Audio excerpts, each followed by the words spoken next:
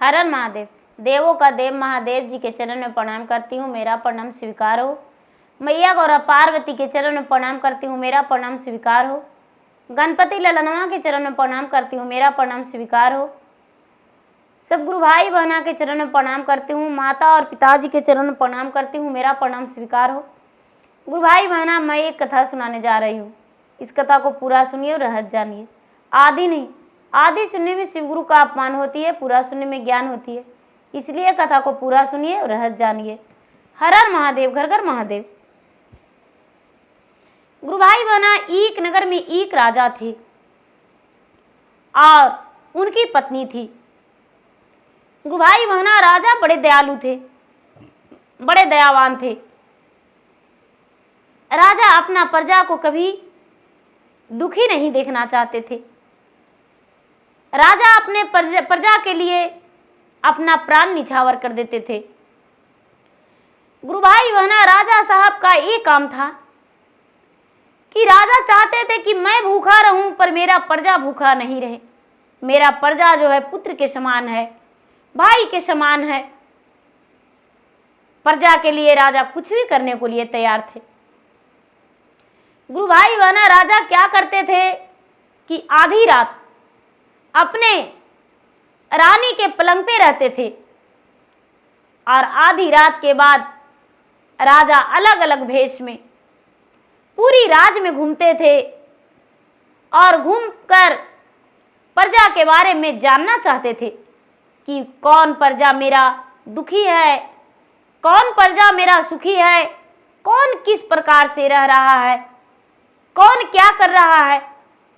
गुरु भाई बहना, प्रतिदिन राजा साहब कभी फटे वस्त्र, कभी साड़ी पहनकर, कुछ भी पहन के राजा घूमते थे।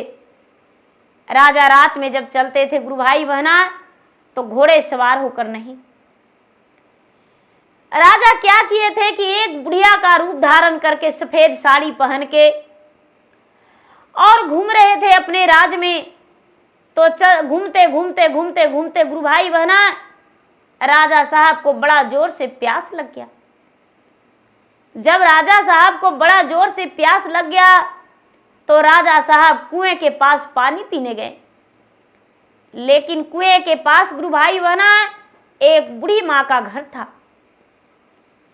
तो कुएं के पास पानी कुएं से निकालने के लिए सोचे हैं तो देखते हैं कि इस घर से रोने का आवाज आ रहा है।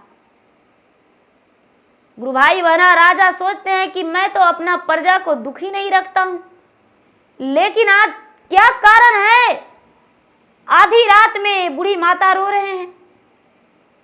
लगता है बूढ़ी माता ने भोजन नहीं बनाई होगी, या तो इनका बेटा बहू इन्हें भोजन नहीं दिया होगा, या किसी प्रकार दुखी है।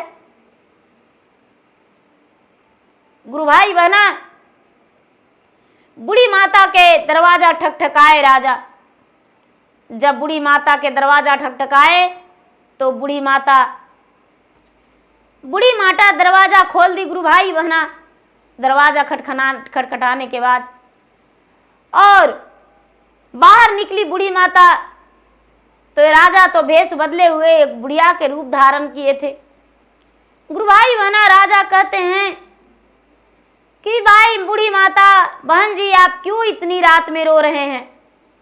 ये बूढ़ी माँ बोली, अरे बहन तुम कौन हो और मेरे घर के पास क्या कर रही हो। बूढ़ी माँ बोली, क्या कहूँ बहन, राजा थे गुरु भाई बहना बूढ़ी का रूप में। क्या कहूँ बहन, मैं तो दिन भर पूरा मांगता हूँ और रात में जहाँ जगह मिलता है वहाँ सो जाता हूँ।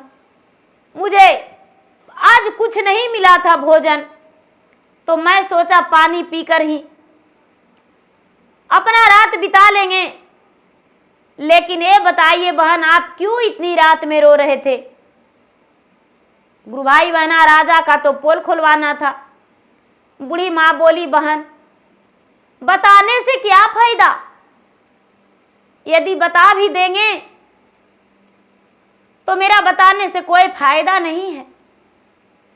राजा बड़े जिद किए, बुढ़िया का रूप धरे वेश बदले राजा बड़े जिद किए। कहते हैं हैं कि देखो बहन, मैं अभी गहरा नींद में सोया था, और गहरा नींद में मैं सोया था तो मेरे पास भगवान स्वयं आए चलकर, और भगवान स्वयं चलकर आए और कहते हैं कि गहरी नींद में जो भी हम स्वप्न देखते हैं वो सच हो जाता है। गहरी नींद में सोए हैं, चलकर आए और कहते हैं कि तू गहरी नींद में सोई हो, तुम्हारे जो राज का राजा हैं उसका परसों दिन मृत्यु हो जाएगा, आज के तीसरा दिन मृत्यु हो जाएगा। गुरु भाई बहना, ये राजा बोले, जो वेश बदले थे, कि कैसे राजा कैसे मर जाएंगे?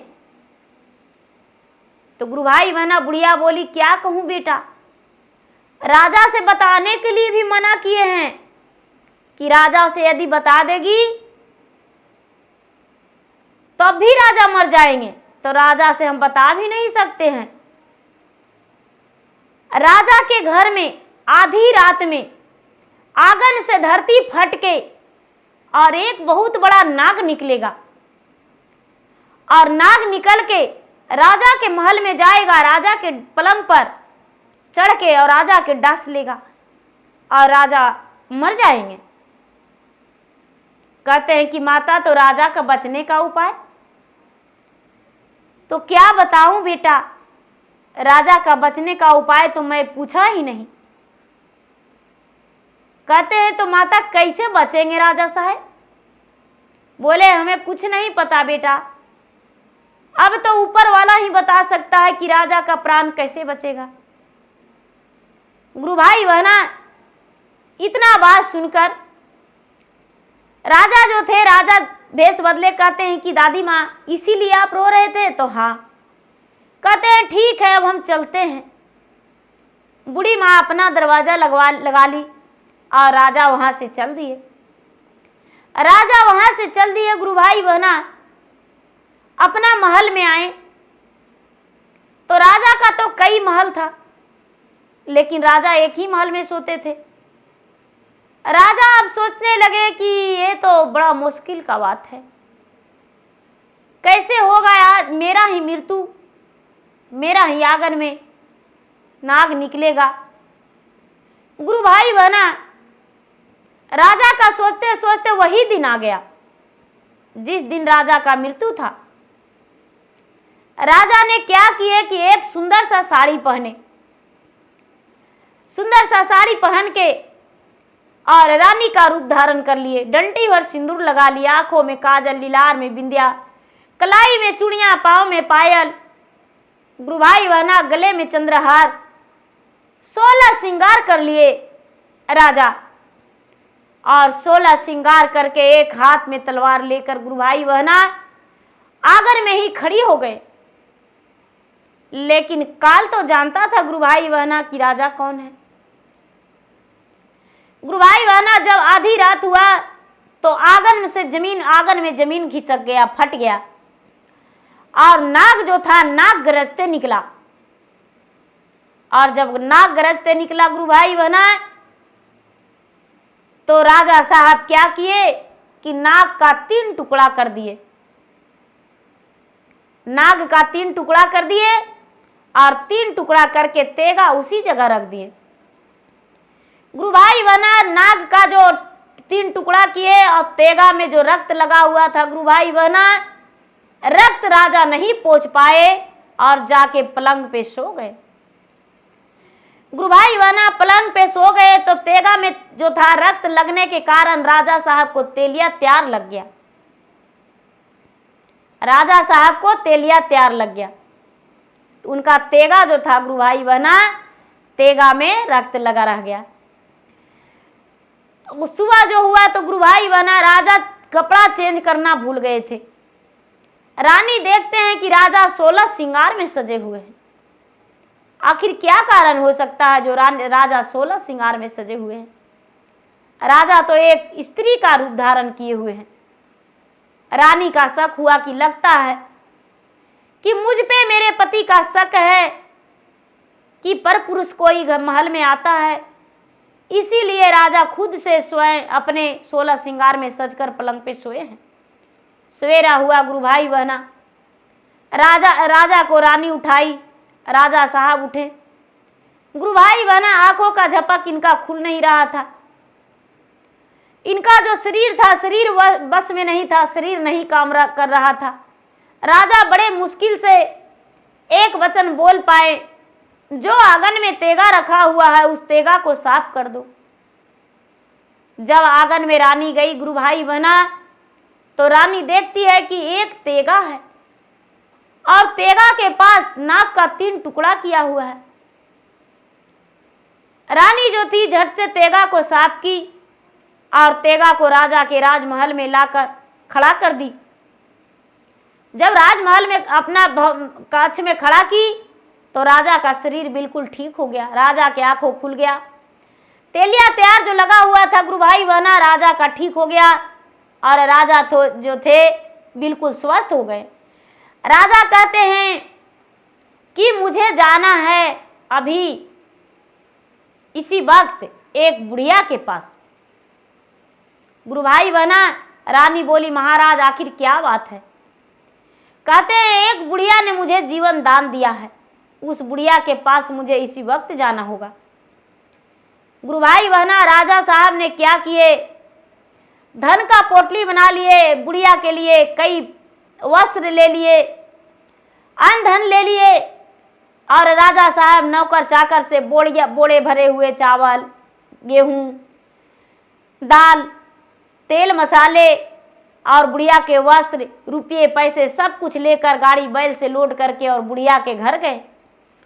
गुरु भाई बहना बुढ़िया के घर जाकर और बुढ़िया के द्वार पर उतारने लगे तो बुढ़िया अकेली थी, बेटे बहू उसके साथ नहीं रहते थे। बुढ़िया देखी तो कहती है कि ये सब गुरु भाई बहना नौकर चाकर बोले राजा के स्वयं राजा साहब भेजे हैं। बुढ़िया कहती है क्या राजा साहब जीवित हैं? तो हाँ राजा साहब जीवित हैं। राजा साहब के आखिर क्या होने वाला है? ए बुढ़िया, तुम्हें फांसी का सजा मिलेगा। राजा साहब के मरने के लिए कहती हो? आज ही राजा से बोल के तुम्हें फांसी का ऑर्डर दिला देंगे। गुरु भाई बहना जितना जो अन्न धन ले गया था सारी फिर से बैलगाड़ी पर लोड कर लिया। तब तक राजा घोड़े सवार होकर बुढ़िया के पास गए और नौकर चाकर से कहने लगे कि भाई ये सब क्या कर रहे हो, बुढ़िया के घर में रखो, मेरी ये माता है, मेरा जीवन दाता है। गुरु भाई बहना बुढ़िया को पाँव छुए राजा। बुढ़िया कहती है कि बेटा राजा साहब आप तो एक बहुत बड़े राजा हैं, पूरे प्रजा के प्रतिपाल करते हैं, तो आप मेरा पाँव छू रहे हैं। कहते हैं राजा साहब की माँ यदि आप नहीं होते तो मेरा जीवन नहीं बचता। गुरु भाई बहना राजा के जाने पर बुढ़िया के द्वार पे बहुत सारे भीड़ लगे। बुढ़िया कहती है बेटा मैं तो किसी से बताया ही नहीं, लेकिन तुम्हें कैसे पता?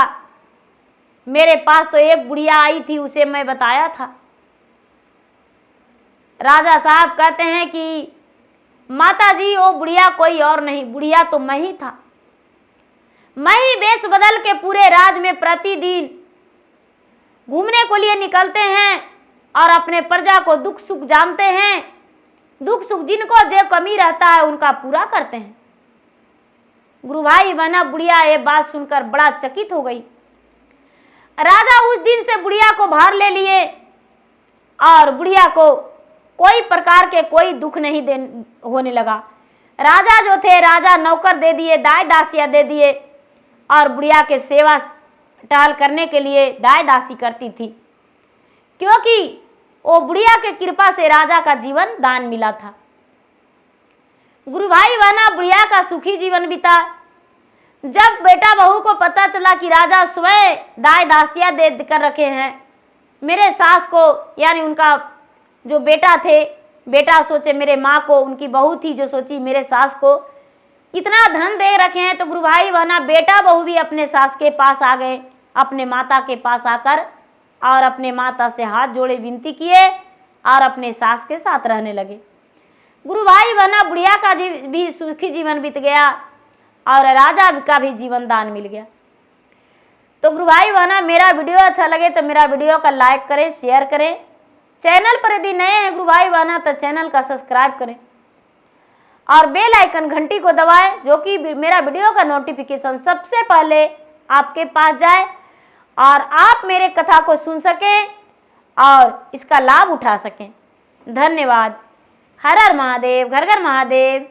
प्रेम से बोली शंकर भगवान की जय।